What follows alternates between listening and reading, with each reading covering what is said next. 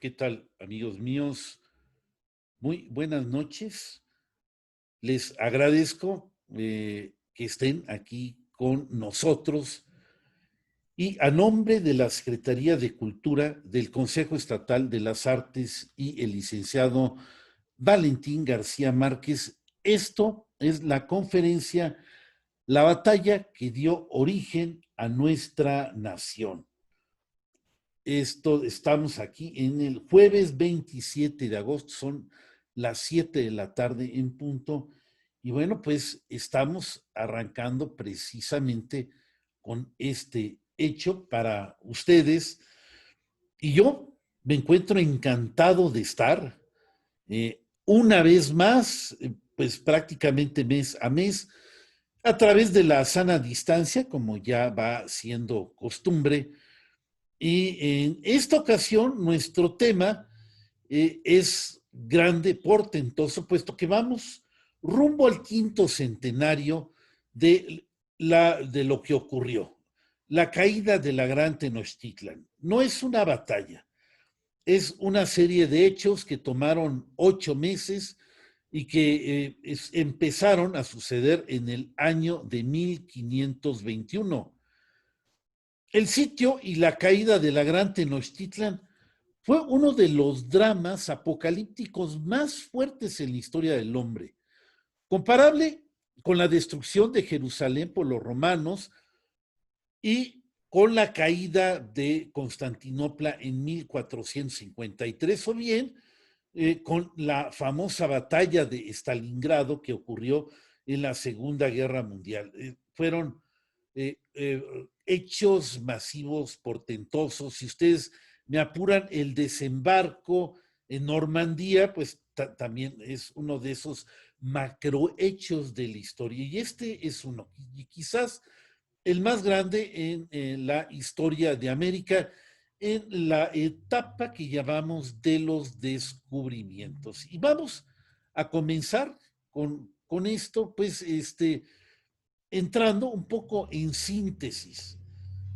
No voy a dar, digamos, toda la historia de Hernán Cortés mientras llegó a México, cómo fue conquistando, puesto que solamente nos vamos a enfocar a ese 1521, que fue lo que ocurrió un poquito antes.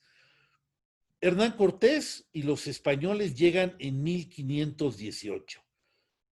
Después de haber batallado con los mayas, a los cuales prefirió dejar a un lado eh, y dirigirse al más suculento platillo, que era el imperio mexica, en donde de muy hábil manera hizo aliados a los totonacas y tlaxcaltecas que lo acompañaron en su excursión valiente y osada a la gran capital del imperio mexica, a Tenochtitlan, continuando con las famosas acciones audaces, como por ejemplo ya estando en Tenochtitlan, hacer prisionero a Moctezuma II, al Tlatoani, al gran Tlatoani de ese momento, el obligarlo a que éste jurara vasallaje al emperador Carlos V. Y con este hecho, bueno, ya a partir de este momento, Cortés y los españoles presumieron que inicia la colonia. ¿Cuándo es esto? Pues en 1520, quizás 1519, no he revisado bien los hechos, pero probablemente esto se da desde 1519. Y entonces, ¿de qué estamos hablando? Porque dicen que la colonia nació el 13 de agosto de 1521, al momento de la caída de la Gran Tenochtitlan. Bueno, ese es el dato que nosotros creemos en México, pero quizás en España piensen que esto viene desde antes, desde que se juró fidelidad, desde que obligaron a Moctezuma II a hacerlo y aparentemente, técnicamente ya era la Nueva España, ya se había jurado lealtad a Carlos V, y lo que siguió pues es estar hablando simple y sencillamente de la reconquista. Y entonces, bueno, pues ya no es tan exacto. Uh, sabemos la historia como Hernán Cortés va entrando con muchos aliados, con mucha audacia, llega a la gran Tenochtitlan como pues el manejo de esa situación de la isla hasta antes que surgieran los problemas fue bueno, le dio dividendos eh, y obviamente pues él técnicamente ya se sentía que la Nueva España había comenzado, él ya había mandado cartas, tesoros y había establecido de manera oficial una especie como de municipio en Veracruz y todo era legal. Entonces, pero para Diego de Velázquez, que era alguien en fuga que se le había escapado, mandó a Pánfilo de Narváez al mando de un buen ejército pues Hernán Cortés no tiene más remedio que hacer frente a la amenaza, dejando 80 españoles y algunos aliados a las órdenes de Pedro de Alvarado en Tenochtitlan, partiendo con la mayoría del ejército a enfrentar la gran amenaza. Mientras tanto, Pedro de Alvarado tuvo problemas en la capital para realizar una matanza en el centro ceremonial del Templo Mayor, por lo que los tenochas, por supuesto, se insurreccionaron, obligándolo a permanecer encerrado en el palacio de Axayácatl, donde estaba el palacio actualmente, en donde está al lado de la catedral, del lado, viendo de frente del lado izquierdo, ahí está, bueno, está la cuadra que antes era ese palacio de Axayácatl. Bueno, mientras tanto, Cortés maneja de forma magistral todo el problema con Narváez, mientras ahora sí que Pedro de Alvarado mete la pata, hace una matanza en el recinto ceremonial.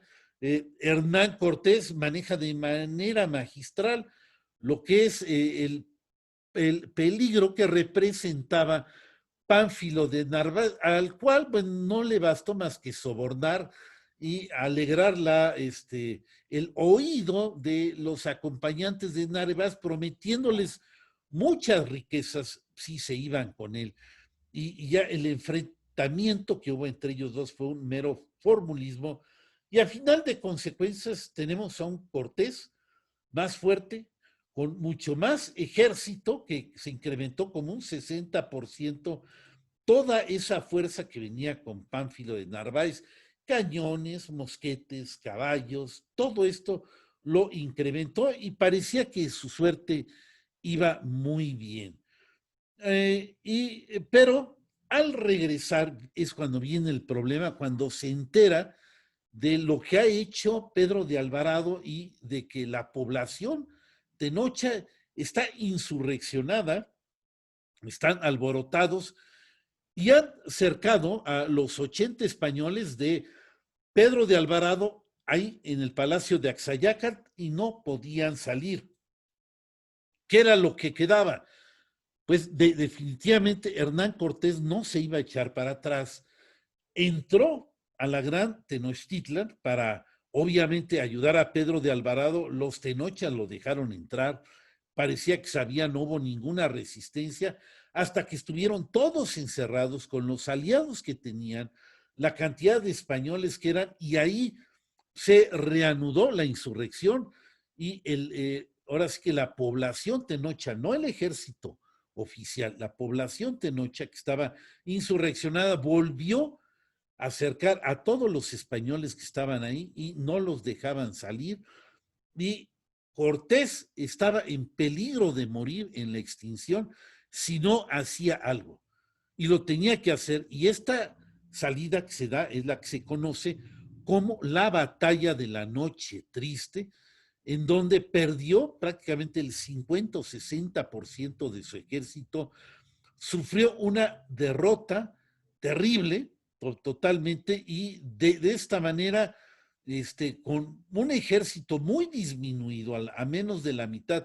intenta escapar e ir a Tlaxcala. Estos son, digamos, los primeros hechos que tenemos aquí de cómo comienza el problema, bueno, cómo se da este problema de la pérdida de control que tenía Hernán Cortés sobre la isla a tratar de salvarse del peligro de la exterminación en la cual estaban ahí, casi seguro que iba a ocurrir. Pero bueno, el ejército oficial por fin había llegado cuando ya se había producido el ataque y Cuitláhuac los manda a exterminar a lo que quedaba de ese enfrentamiento ahí pues en lo que va a ser Otumba. Para esto vamos a ver ahorita un poco eh,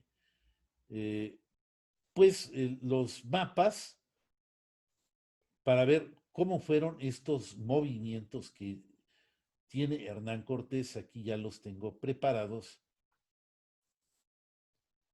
Aquí están. Ahora sí vamos a compartirlos. Estos son. Muy bien.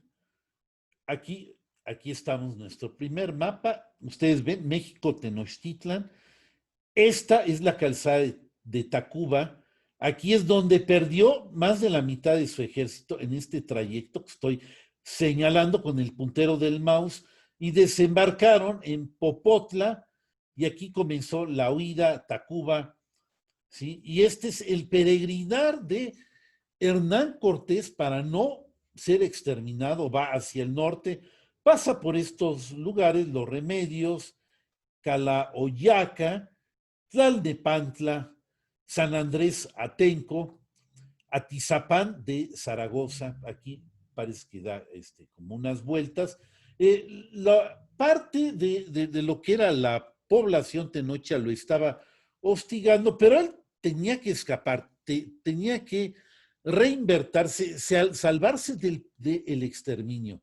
Finalmente llegaron a Tepozotlán, ahí por donde está la caseta de la carretera México-Querétaro, y el peregrinar sigue hasta el norte. Aquí está ya digamos, nuestro mapa, vamos a acercarlo. Va rodeando todo, imagínense, los lagos eran enormemente grandes. Aquí estaba el de Texcoco, y después de este estrecho viene el lago de Jaltocan y el lago de Zupango, que los tenía que rodear para poder ir a Tlaxcala, y así va dando la vuelta, llega a Xoloc y finalmente a Otumba. Aquí está el lugar del enfrentamiento. En Otumba era el momento de la verdad. O sea, Cortés se iba a jugar todas sus cartas en ese momento, pero ahorita en este espacio que viene vamos a relatar qué fue lo que pasó en esa increíblemente decisiva batalla de Otumba. ¿Por qué no pudieron exterminar a los españoles? Vamos a ver qué es lo que ocurrió y regreso en un momento. Amigos míos, regresamos y vamos a este enfrentamiento decisivo. El resto de lo que quedaba de este ejército español estaba maltrecho, mal herido.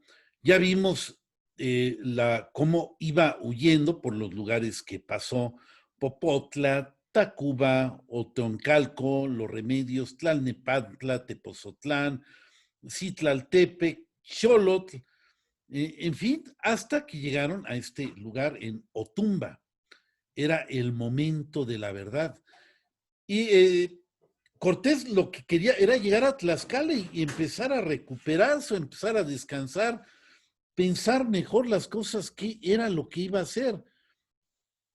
Y así, de repente, no lo habían visto venir, se encuentran con un poderosísimo ejército mexica. Estos ya no eran los pobladores de la Gran Tenochtitlan, este era el ejército oficial, ¿sí? ¿Cómo era este ejército oficial? Era muy grande, estos venían de regreso de lo que era Cuernavaca, de Xochimilco, de estar sojuzgando naciones que eran pues aliadas de los españoles para tratar de poner, de que estuvieran sujetas a Cuauhtémoc en este momento, y no, a Cuitláhuac, Cuauhtémoc todavía no muere, y entonces Cuitláhuac manda ahora sí el ejército oficial que iba llegando.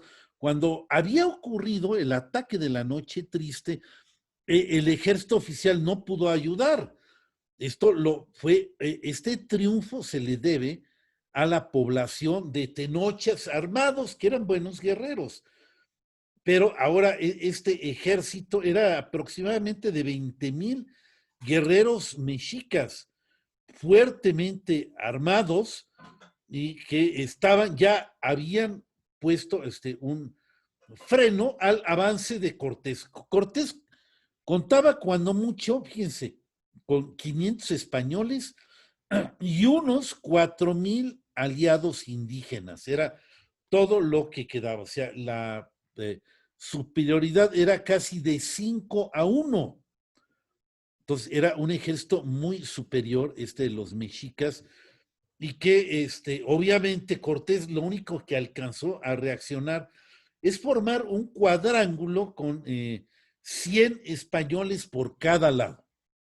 Y adentro de este cuadrángulo, todo el resto de su ejército, los pocos españoles que quedaban y los 4,000 aliados indígenas, a resistir el embate del ejército de Cuitláhuac, que estaba al mando del hermano de Cuitláhuac, cuyo nombre era Matlacicaltzin. Es un nombre un poquito difícil de pronunciar, pero este era su nombre. Estaban a las órdenes de él, era el principal jefe que tenía ahí. Y entonces empiezan a resistir.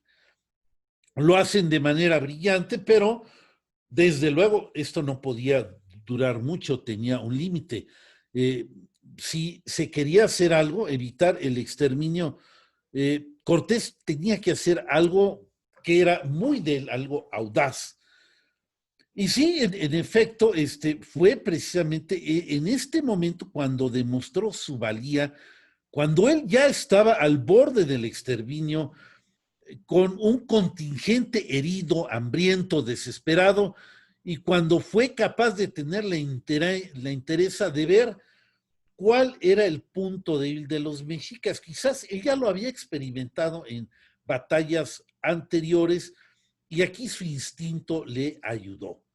Entonces, sabiendo que no había mañana, los españoles lucharon con tremenda ferocidad y decisión.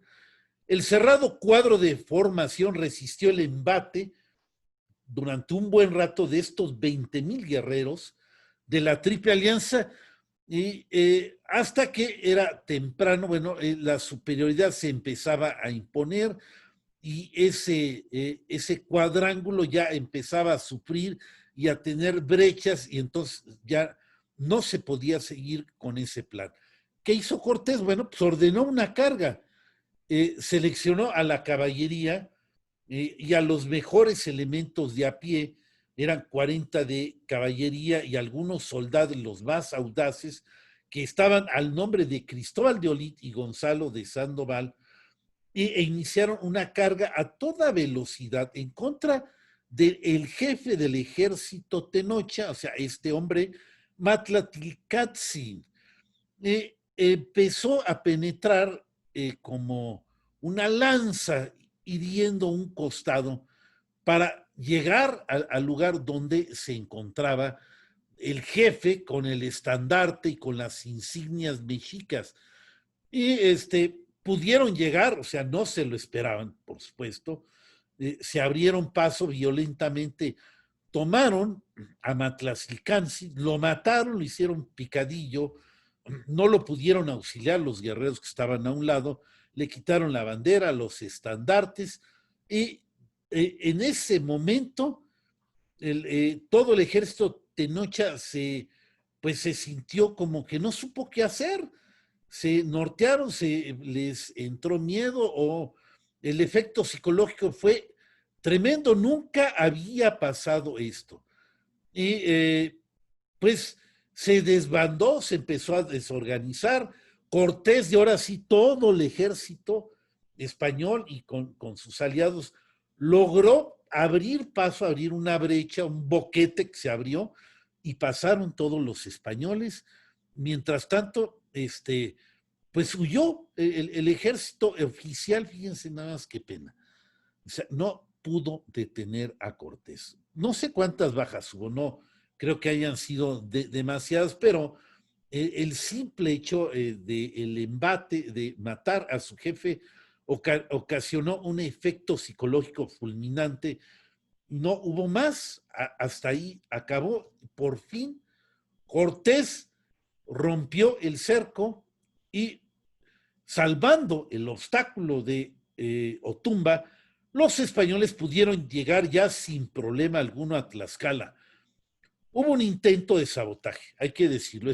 Fue presidido por Xicoténcatl el joven. Hay que recordar que Xicoténcatl el joven ya había hecho la guerra a los españoles y nunca fue partidario de aliarse de ellos, sino más bien se imponía la voluntad de su padre, que del mismo nombre le decían Xicoténcatl el viejo. Y cuando los españoles se adelantó Xicoténcatl para hablar con su padre, pidiéndole que no recibiera a los españoles, que no los dejara descansar, al contrario, si podría luchar contra ellos era mejor. Su padre no lo escuchó, respetó la alianza tal como había dicho y decía, bueno, ya esta alianza se hizo y aquí nos la jugamos hasta el final. Ellos eran enemigos a muerte de los mexicas y no iba a haber ningún pacto, y Cortés, a final de cuentas, pudo regresar, descansar y poder restañar sus heridas y luego pensar cuál era el siguiente paso. Bien, hasta aquí esta parte que les doy, bueno, de la batalla de Otumba, y ya regreso para ver cómo fue la recuperación de Hernán Cortés, ya lo que lo llevó, digamos, el segundo semestre de 1520 se da esta recuperación. ¿Qué pasa con los mexicas? Y cómo es que ya en 1521, más adelante, comienza ya la invasión en forma. Regreso enseguida con ustedes. Amigos, otra vez estamos aquí.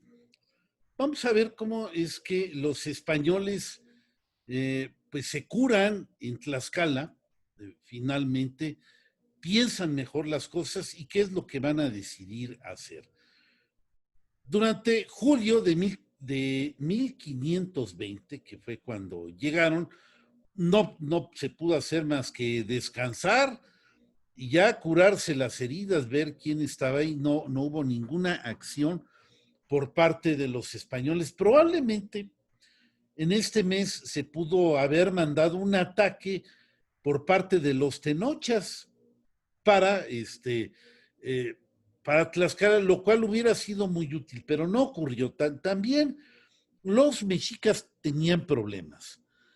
El 1 de agosto, Hernán Cortés ya finalmente concibió la idea de salir de Tlaxcala, de hacerse con un territorio propio para poder tener libertad de movimientos, y esto lo consiguió atacando un lugar que se llama Tepeaca, que está ubicada en la parte central de las llanuras de Puebla, una ciudad que atacó, venció fácilmente y ocupó este territorio, al cual le puso por nombre Segura de Frontera, y que después vino a ser la futura Puebla, pero ya tenía un lugar, una base de operaciones y no tenía que estar maniobrando desde Tlaxcala, lo cual era ya una ventaja para él. Bien, dueños así de la zona, los españoles podían interceptar el paso de los ejércitos aztecas que pudieran mandar en contra de los totonacas del Golfo, y así poco a poco se fueron adueñando de lo que conocemos como el Valle de Puebla-Tlaxcala, hasta que a finales de meses fueron ya capaces de hacer contacto con los totonacas de Veracruz. O sea, se restablece ese corredor Veracruz, Puebla, Tlaxcala, hasta, bueno, desde ahí ya iban a intentar a ver qué intentaban después, pero esto ya es muy bueno para los españoles. También a finales de este mes de agosto llegó un barco que traía cartas para Pánfilo de Narváez, el cual fue tomado sin ningún problema, 13 tripulantes que estaban ahí con él, y el mismo barco se lo apropió Hernán Cortés. Luego también llegó otro barco procedente de Jamaica con 30 soldados bien armados y por supuesto tampoco tuvo Cortés problema en anexarse a los hombres y los suministros que traían estas naves. Naves que venían la mayoría de parte del gobernador de Cuba, Diego de Velázquez. En agosto, otros 2 barcos aportaron, fíjense nada más, esto estuvo muy bueno, 170 soldados, 7 caballos, un montón de ballestas y arcabuces y algunos cañones pequeños y pólvora y barcos que había mandado Diego de Velázquez y que ahora preguntaba que qué había sido de Pánfilo de Narváez. No sabía que había sido derrotado por Cortés todavía, no lo sabía, y por eso estaba mandándole barcos que obviamente le estaban tomando en lo que, pues, curioso o realmente, pues, ¿qué pasó? ¿Qué pasó? Y simple y sencillamente le estaba, ahora sí que en términos coloquiales, haciéndole el cardo gordo a Hernán Cortés. Esta racha así se va yendo, digamos, todo este segundo semestre de 1520.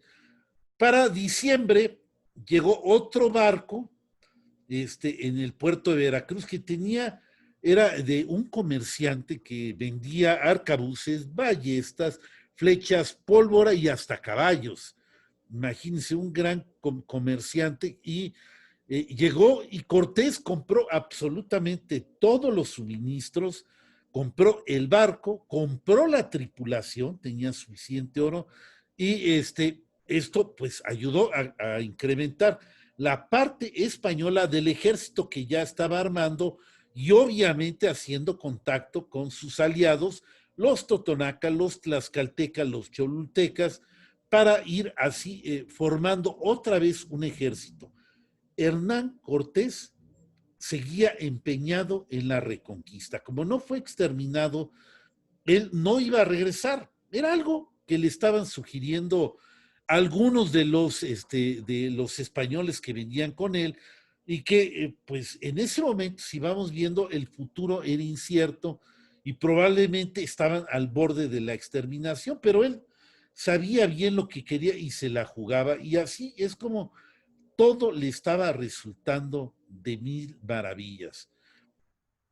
Ahora, otro asunto. ¿Por qué los españoles no fueron atacados por los mexicas? ¿Qué fue lo que pasó? Vamos a ver, quizás los primeros días, digamos, lo que era el mes de julio y los principios de agosto, se pudo haber hecho algo. Yo creo que sí, pero no fue tan fácil. Aparentemente pero se pudo haber hecho. Sabemos ya ese ejército de 20,000 hombres que pues hizo el ridículo, que se desorganizó en cuanto vieron caer a su jefe y no terminaron con los españoles. Bueno, regresa a la Gran Tenochtitlan y se empiezan a fortificar. Ya Cuitláhuac fue nombrado Güey Tlatoani de manera oficial. También todos los puestos cambiaron, por ejemplo, el de Texcoco, el de Tacuba y de Tlatelolco. Entraron Tetlapelcatzan en Tacuba, Conacua en Texcoco y Cuauhtémoc en Tlatelolco. Fueron los nuevos señores, todos adictos a Cuitláhuac y a los mexicas y estaban empeñados en la resistencia. Pero había una tradición, o sea, no moverse durante los primeros 80 días porque eran las exequias del emperador que acababa de morir, o sea, Moctezuma, y los mexicas respetaron estos 80 días de lutos, que eran fabulosos. Pudieron haber organizado otro ataque a Tlaxcala y complicarle la situación a Hernán Cortés. Se pudo haber hecho, pero guardaron tiempo. En esos 80 días que están transcurriendo empieza a entrar un mal terrible, la viruela, esa epidemia que traía uno de los soldados de Pánfilo de Narváez y que comienza de una manera leve al principio, pero luego va incrementando. Esto es en el segundo semestre de 1520 y llega a su punto más alto en agosto y septiembre. Y ocurre una mortandad verdaderamente espantosa.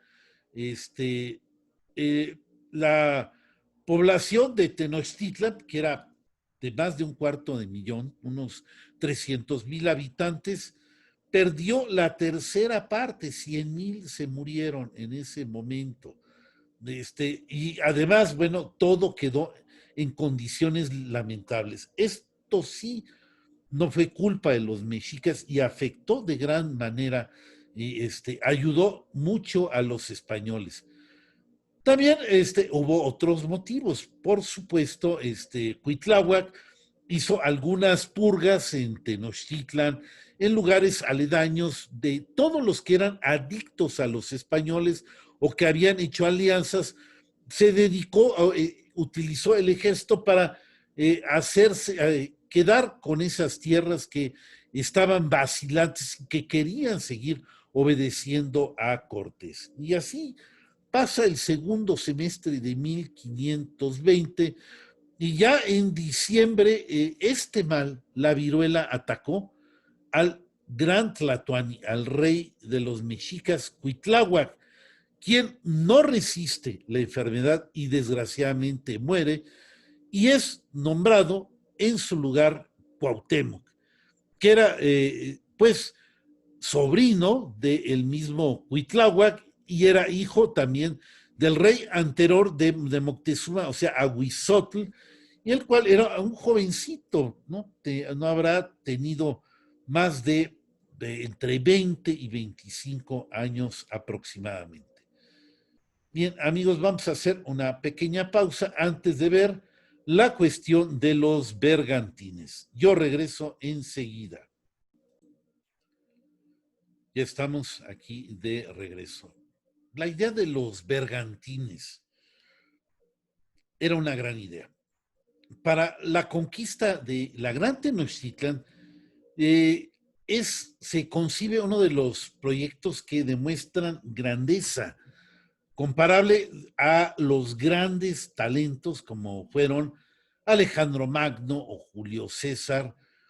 Y no es que esté alabando a Hernán Cortés, estoy hablando nada más de los hechos. Esto hay que reconocerlo, así fue. La isla de Tenochtitlan estaba rodeada en su totalidad por agua, pero déjenme ponerles ahorita a continuación pues los mapas para poder ver bien qué es lo que está ocurriendo, para ver estos bergantines. Vamos a ver, aquí hay un mapa que me parece muy bueno, que aquí está. Y entonces, pues, vamos a compartir la pantalla con esto que es de la... Muy bien, esta es la isla de Tenochtitlan. Véanla, obsérvenla. Simple y sencillamente, pues no es fácil atacarla. Está la calzada del norte, la que da al Tepeyac, la calzada del sur, que se llamaba de Ixtapalapa, donde actualmente está la calzada de Tlalpan, que hace esto más o menos, que va a dar aquí.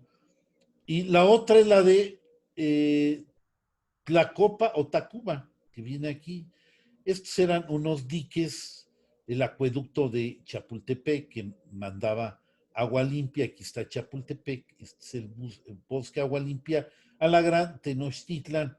Y estos son diques para mezclar agua salada. Aquí hay otros diques que estaban aquí, los que mandó a hacer Netzahualcóyotl y Netzahualpili. En fin, para invadir la Gran Tenochtitlan, pues solo podía mandar ejércitos a través de las calzadas, las cuales ya vemos, los tenochas eran maestros, ya habían terminado con un ejército español en esta parte, y pues simple y sencillamente la única manera era rodear con una armada, no había de otra. La construcción de los bergantines era necesario, así eran pequeñas embarcaciones, 13 barcos que fueron construidos a cargo de Martín López, un gran talento para esta tarea.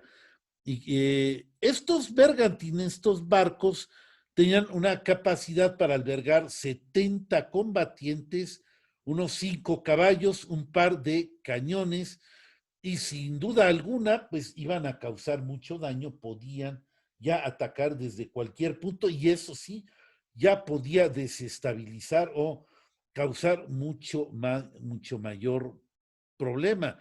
Se aprovecharon para realizar los árboles. Dejen ver, aquí están los bergantines, vean qué bonitos. Este es el códice florentino de cómo se construyeron. Puede hacer un acercamiento. Aquí se va.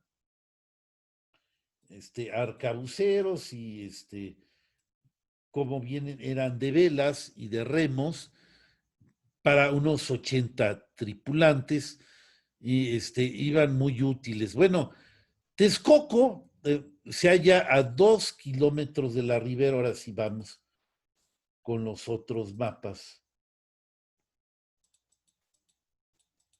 A ver, aquí está, ya me lo pasé. Muy bien. Aquí está, este es Texcoco. De Texcoco a la ribera son 2 kilómetros. Bueno, ya vamos a relatar a más adelante que Cortés ya se había adueñado de esta parte de la Triple Alianza de Texcoco y por aquí se hizo el aserradero y se construyó un canal por donde está mi manita. Se puso un dique, se construye el canal y cuando estuvo todo listo, se abrió el dique, las aguas inundaron el canal y pudieron botar los bergantines para llegar al lago de Texcoco. ¿Sí? Esta era la gran arma. Aquí están las calzadas de acceso, ¿sí? A esta que es al Tepeyac, ¿sí? A Tacuba, la del sur, que iba a dar a Azcapotzalco, ¿sí? Y a esta parte de el sur. Bien. Los navíos medían 13 metros de largo, estaban impulsados por velas y remos, iban armados con cañones y tenían una capacidad para 80 tripulantes.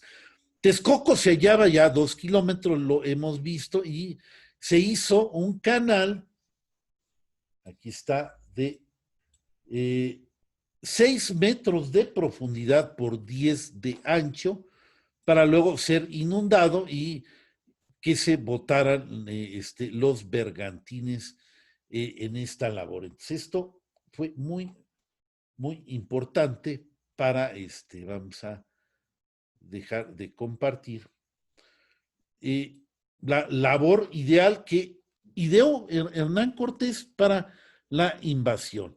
Otro, otro punto que tenía que hacer era iniciar la labor de aislamiento, por supuesto. Había que pues conquistar a todos los pueblos que eran aliados de los mexicas. Vamos al mapa otra vez. Aquí está. Por supuesto, conquistaron Texcoco, ¿sí? O sea, que cayó sin lucha cuando fueron atacados. Hubo entre las estrategias Tacuba, y entonces esta labor de aislamiento consistía en dejar a Tenochtitlan sin suministro y Xochimilco. Miren, aquí está ya más completo.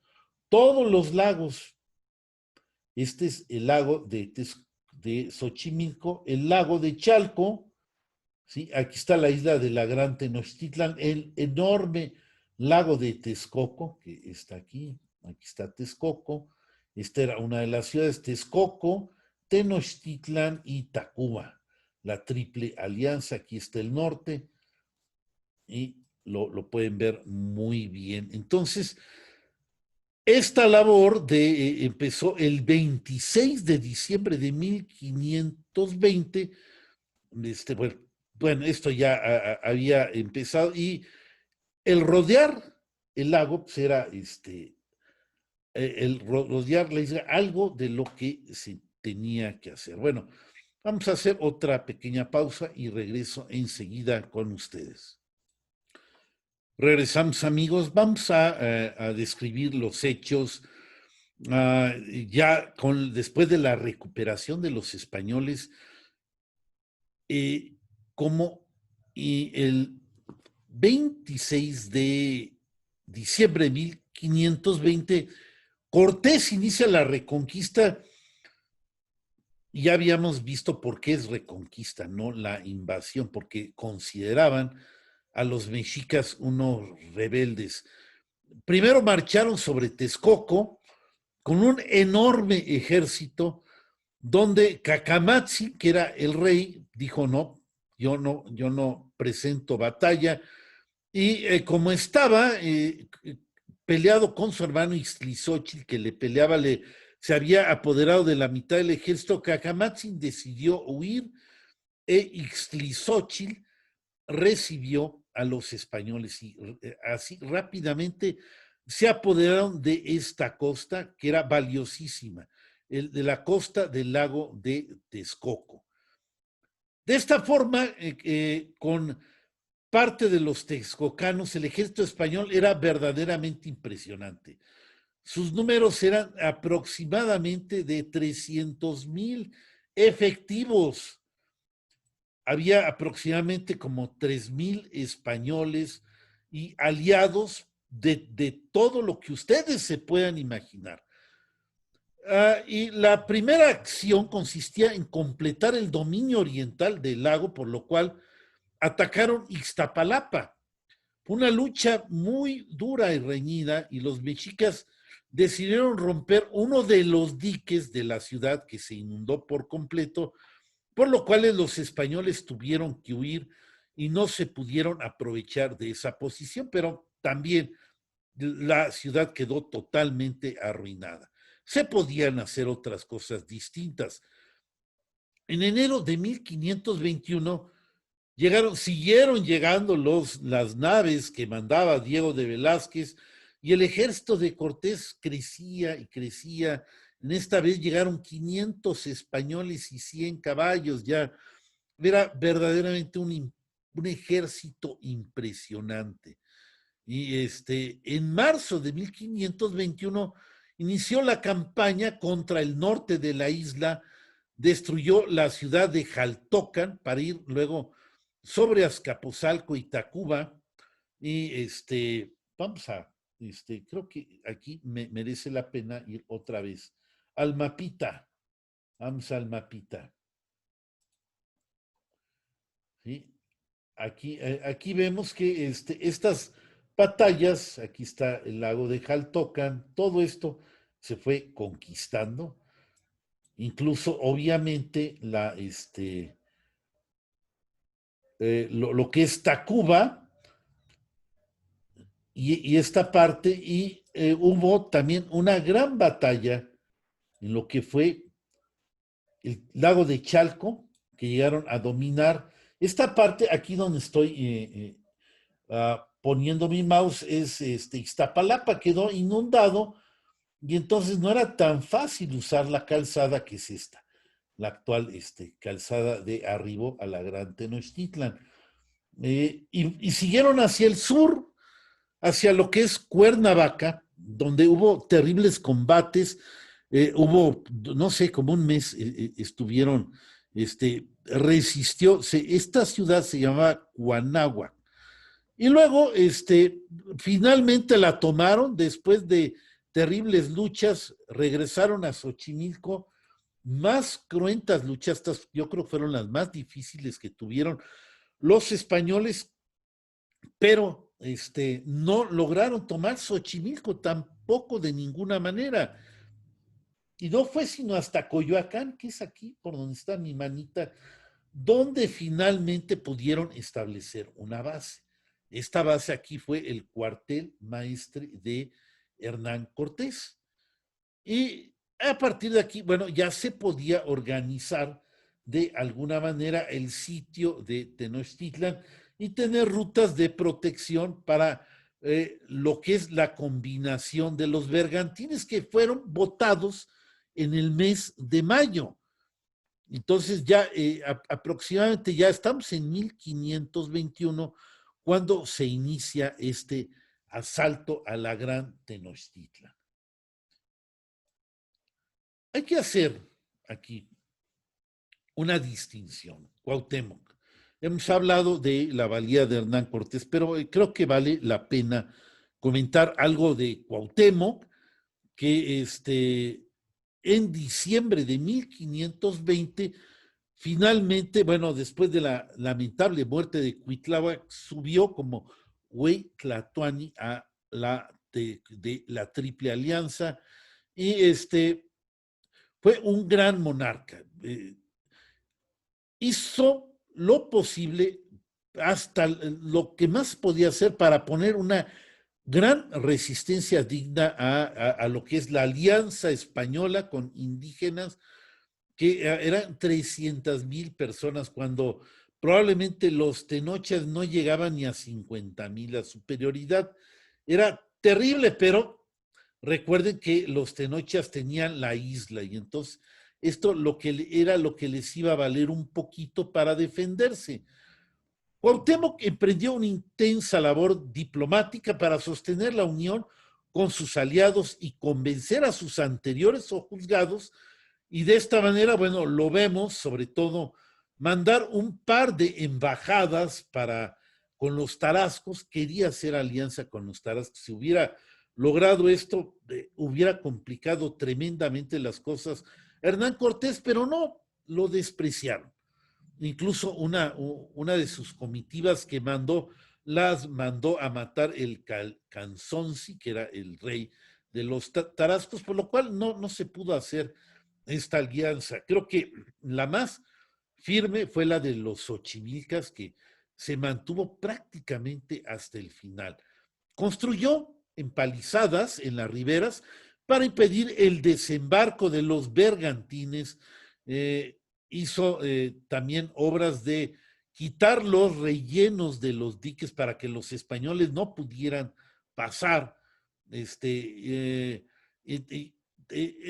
Tratar de entorpecer todo lo que ya Cortés empezaba a hacer, y sí dio resultados. O sea, no resultó tan fácil, y hay que decir que motivó a los mexicas a luchar hasta el último aliento, era a vida o muerte, cayera quien cayera y como fuera, y hasta se llegó a límites sobrehumanos. Todo esto se lo debemos sin duda alguna a Cuauhtémoc. Bien, amigos, vamos a hacer otra pausa ya para describir las batallas en pleno, o sea, y cómo fue la estrategia de ataque que hizo Hernán Cortés. Regreso enseguida. Bien, reanudamos. A mediados de mayo se definió ya la estrategia a seguir.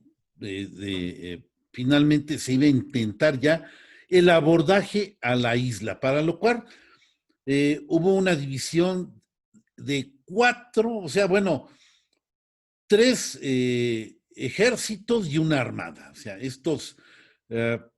cada uno de los ejércitos estaba comandado por Pedro de Alvarado, Cristóbal de Olid y Gonzalo de Sandoval. Mientras que la armada, obviamente, esa, o sea, la de los barcos, la iba a manejar Hernán Cortés. Cada ejército era verdaderamente grande, al mando,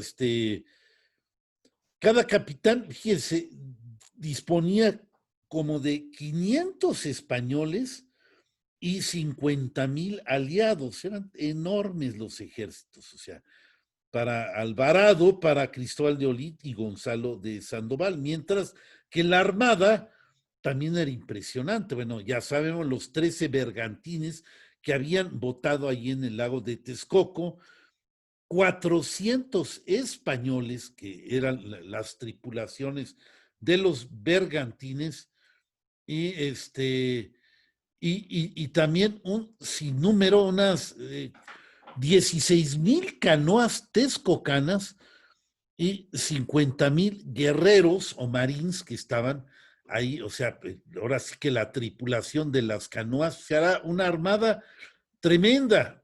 Ahora sí estaban echando la carne al asador, digámoslo así como en términos coloquiales.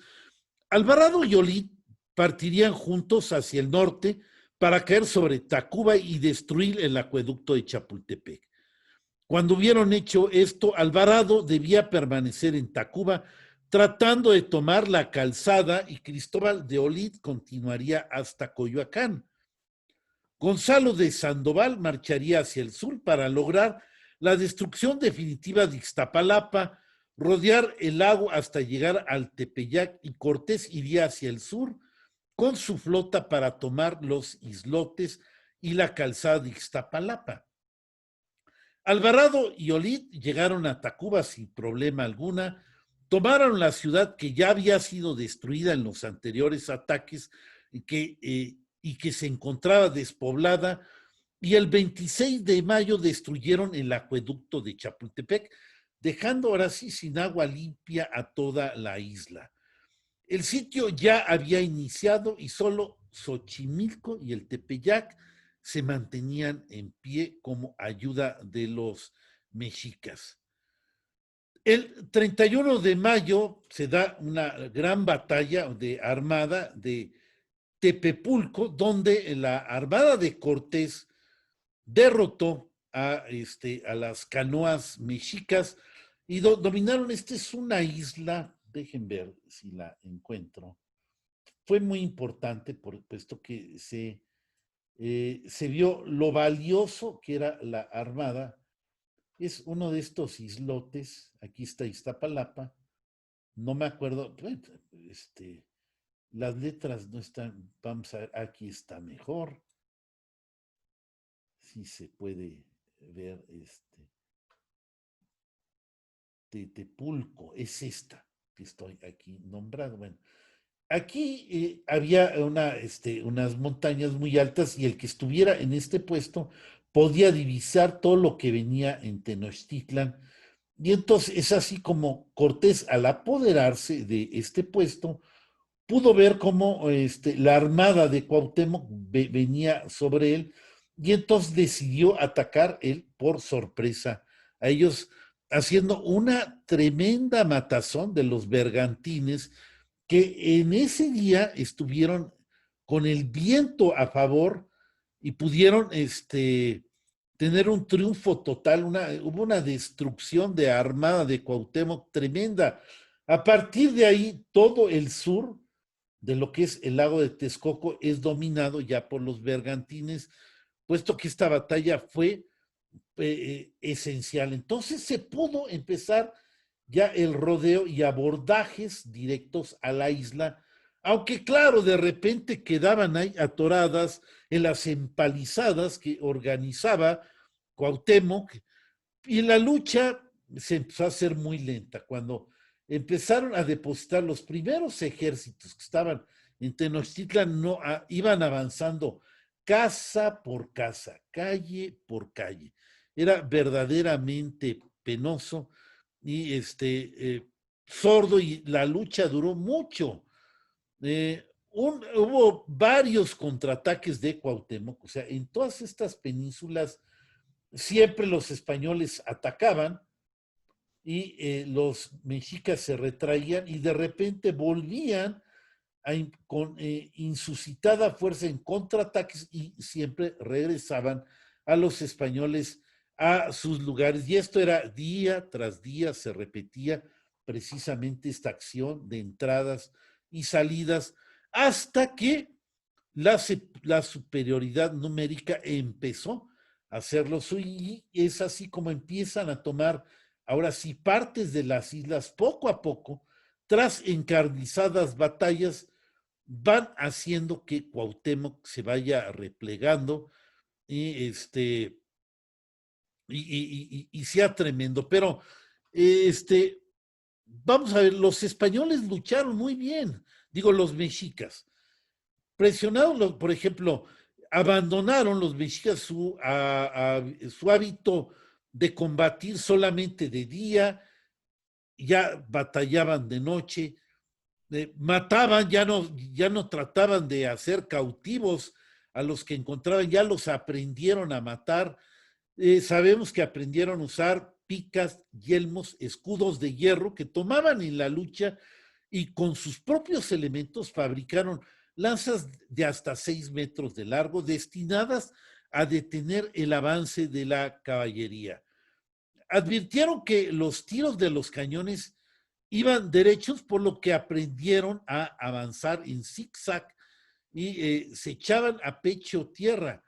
Aprendieron a luchar también contra los bergantines, que eran, pues, eran tremendamente difíciles, pero también hicieron, o sea, iban las canoas, los atacaban a los bergantines y de repente huían las canoas, los bergantines se enganchaban y hubo dos que se quedaron en las empalizadas, fueron totalmente destruidos. O sea, y diariamente, por ejemplo, los invasores entraban a la isla, llenaban las fallas de las calzadas, porque, vamos a ver, unas fallas aquí.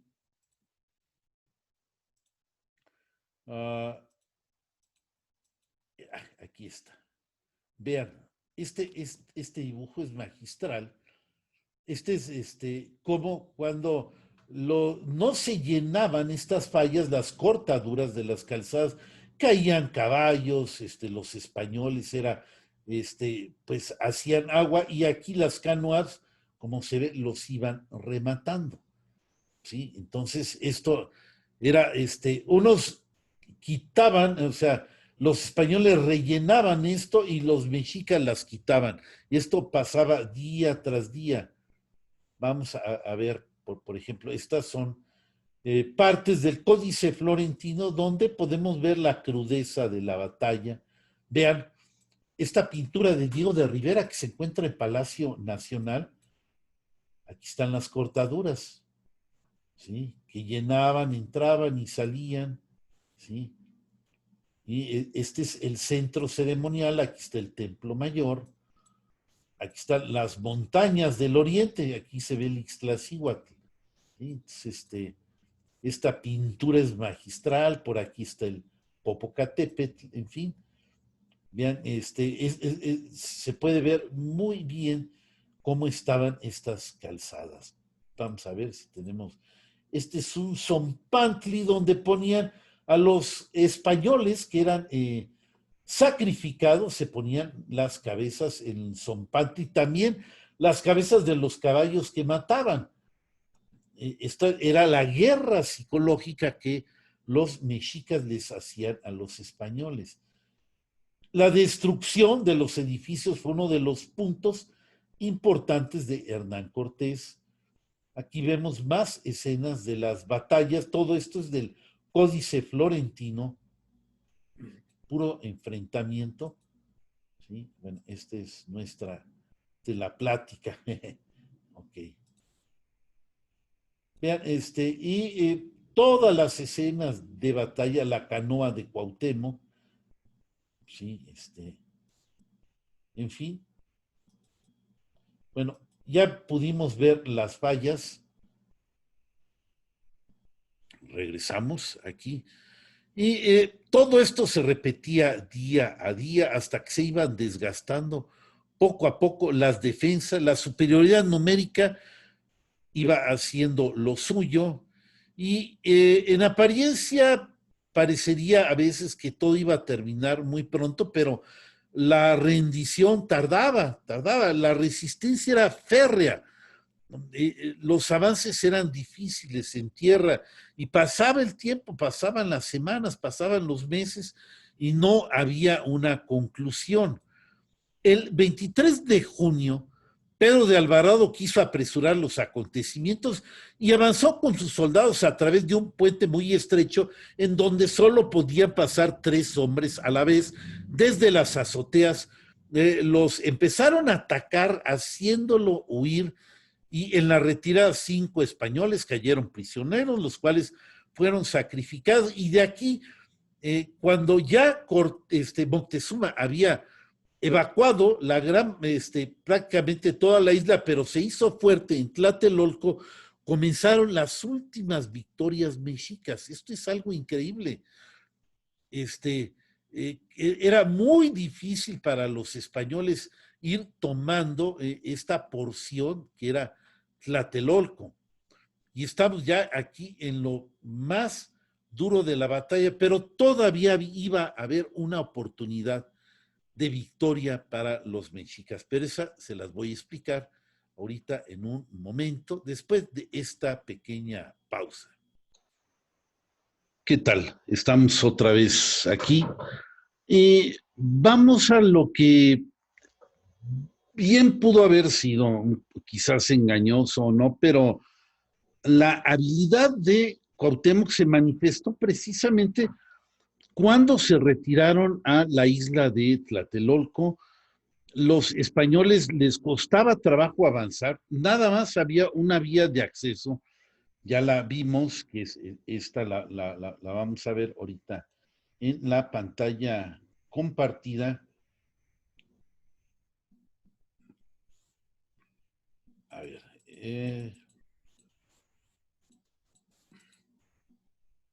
ver, aquí en la de Diego Rivera no se alcanza a ver. Aquí está. Perfecto. Esto es Tlatelolco, ¿sí? Por aquí había estas calzaditas para llegar, pero estaba separada, era un canal y aquí, digamos, esta es la parte norte. Esto era el lugar que estaban atacando y todo el resto de la isla, como ustedes pueden ver, ya había sido tomada por la Alianza Española Indígena. Y ¿qué es lo que pasa? Tlatelolco cuesta mucho más trabajo y en una junta, después de las primeras derrotas, como que cae una especie de desesperación, por lo cual se propone atacar el mercado de Tlatelolco y es aquí donde en esta calzadita que vemos aquí para ir ya hacia el mercado, que está aquí, es donde ocurren los desastres, había cortaduras, como de costumbre. Vamos a ver si las podemos ver en el cuadro de Diego de Rivera.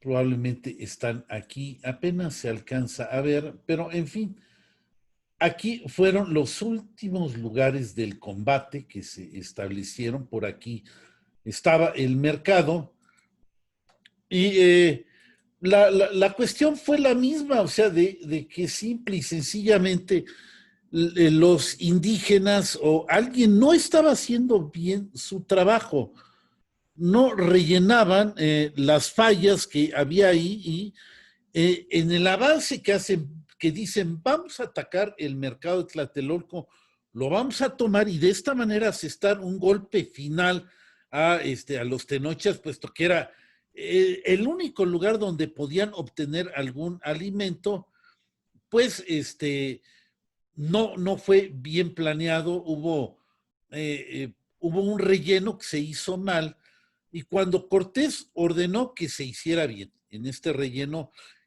hubo el contraataque furioso de Cuauhtémoc con sus tropas Y otra vez la misma, en una de las fallas, en la falla que no estaba relleno todo, empezaron a caer españoles, indígenas, y fue una mortandad espantosa. Esta sí fue en una gran victoria de los mexicas, en donde pues realmente tuvieron que retroceder hasta la isla de Tenochtitlán y pues es entonces cuando Cuauhtémoc mandó a sus sacerdotes a decir que en menos de 18 días los españoles iban a quedar totalmente destrozados y destruidos. Y obviamente en los indígenas, que era la mayoría del ejército, era casi como un cuarto de millón de indígenas, se retiraron, imagínense, y dejaron a Cortés solo, totalmente, a punto de que se echara a perder todo lo ganado. Pero es aquí donde Cortés también vuelve a tener ese gran intelecto y definitivamente, bueno, manda él también sus informantes con los aliados y les dice, oiga, no teman, vamos a ver si es cierto lo que dicen los sacerdotes de Cuauhtémoc, de que en 18 días nos van a exterminar, vamos a ver si es cierto. Y pues sí, espérense. Y los aliados esperaron y a los 18 días, como era lógico, no pasó nada, puesto que los mexicas ya estaban totalmente agotados y exterminados. Y simple y sencillamente, pues ya los aliados, cuando vieron pasar esos días, volvieron a su campamento y entonces sí empezó el ataque final, que fue ya en destrucción de todo, demolición de todo lo que quedaba de la isla, a como diera lugar, y se entró en la situación más penosa que ustedes se puedan imaginar, ¿sí? Cuauhtémoc, ya después de haber hecho esto, y cuando pasaron los días y regresaron los aliados españoles, bueno, entonces ya, ahora sí, la situación de los sitiados era totalmente insoportable. La rata, los perros y cualquier tipo de animal desaparecieron. Los guerreros solo podían masticar raíces y cortezas de árbol. Los defensores estaban llegando ya al límite de sus fuerzas. Al principio los tenochas enterraban a sus muertos con todas las solemnidades y después se limitaron a esconder los cadáveres en las casas, y cuando éstas se llenaron de cuerpos ya ni siquiera los levantaban del sitio donde caían, estaban ahí a un lado de ellos, dormían con ellos y comenzó un enorme hedor a putrefacción en la isla, verdaderamente impresionante. Ya todo estaba perdido, estamos ya en agosto. Cuauhtémoc intenta su escapada, ya hemos visto que pues con los guerreros que le quedaba, pero fue descubierto y hecho prisionero por uno de los bergantines, el que dominaba García Holguín, y de esta manera, bueno, ya fue puesto a las órdenes de Hernán Cortés, quien, pues Cuauhtémoc le pide que por favor tome su puñal y con ese lo mate, pero Cuauhtémoc no lo iba a matar.